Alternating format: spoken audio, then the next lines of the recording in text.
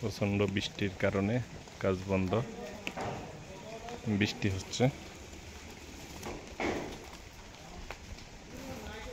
খোয়া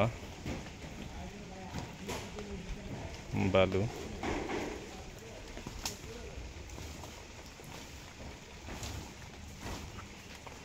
রড ইট সকল কিছুই রেডি। এখন হচ্ছে হলো বৃষ্টির কারণে বন্ধ।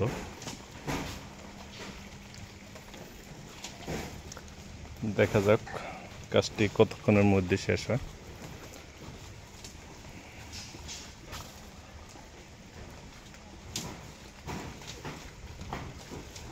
এই হচ্ছে কাজের সার্বিক অবস্থা।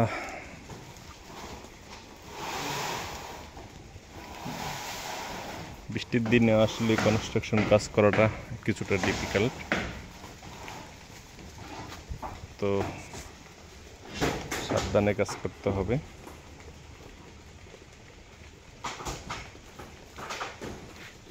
সবাই সুন্দরভাবে কাজ করুক এই প্রত্যাশায়।